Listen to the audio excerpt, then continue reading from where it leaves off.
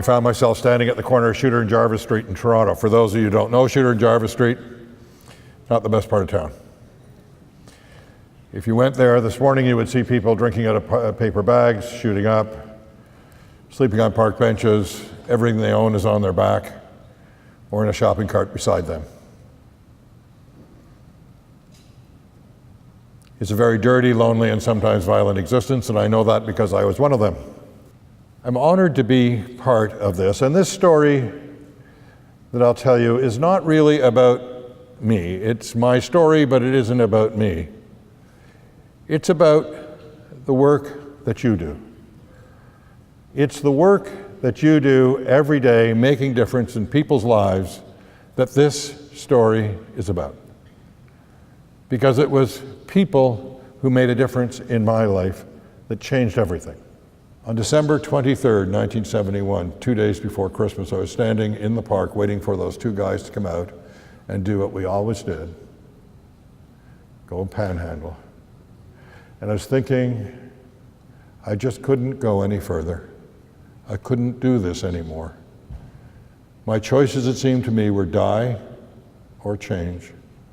And suicide was a constant thought. I'm 26 years old and I'm thinking of dying. Die or change. And that little slogan, call us, we're in the book, came back, went through my mind. And I went to the corner of King and Yonge Street. Now, King and Yonge Street is a very busy corner in Toronto.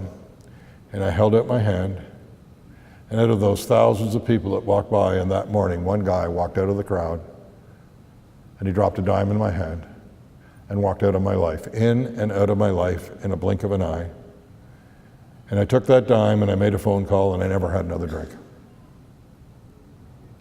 When I think about that dime and I think about that guy, I hope whatever blessings there are will rain down on him forever, because he changed my life. He changed my life in such a significant way, and he has no idea he did it. It's a great metaphor for life and a metaphor for us as all Canadians.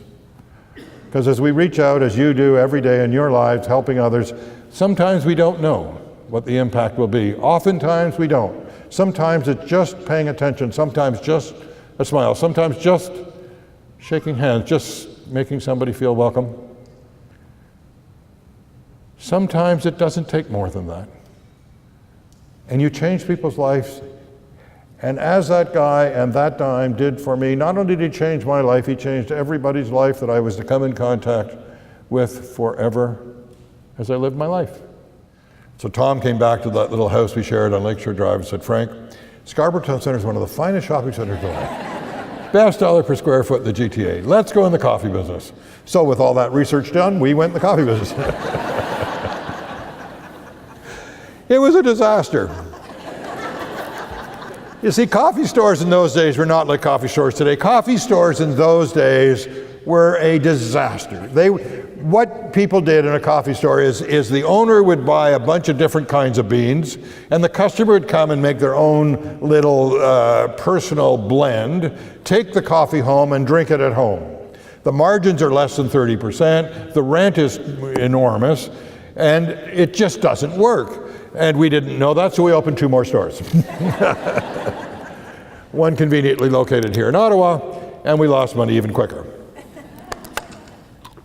What does an entrepreneur do when things are really bad? Well, all entrepreneurs do exactly the same thing when things are bad. We go and have ice cream. At least that's what Tom and I did. We went and had ice cream. We were at Scarborough Town Centre, we went to Baskin Robbins, we had ice cream, Tom ordered his, I ordered mine, we sampled, we took, we ordered our ice cream, we ate our ice cream, and we're looking across at the second cup, and 3 ideas, one of which created a $1 billion industry. First idea was, why don't we put a coffee maker on the counter? We'll brew some coffee, let people taste it, they'll enjoy it, they'll buy more beans. You see this in grocery stores all the time, nothing particularly new about that. Terrific idea. The second idea was better, let's charge for the samples. That was a good idea. And the third idea, the idea that really did change the coffee industry forever, let's charge more for our coffee than anybody else in the mall, so people will know they had a good cup of coffee. Worked like a charm. People lined up and never went away. I started the thesis of my talk about meeting people. Meeting somebody can change your life. Meeting people can change everything, change the trajectory of your life. And when you meet people who may or may not be in difficulty in your job, changing the trajectory of their life. Pay attention. Tom and I changed the coffee world forever. I'm sure there are people in this room that have spent $2, $3, $4, $5 for a cup of coffee in the last day at Starbucks or Second Cup or one of the others. That had nothing to do with coffee. That had to do with a moment of pleasure, an oasis, if you will, a moment to stop in a small economical treat. Well, I was going to say economical, actually. When I think about Starbucks,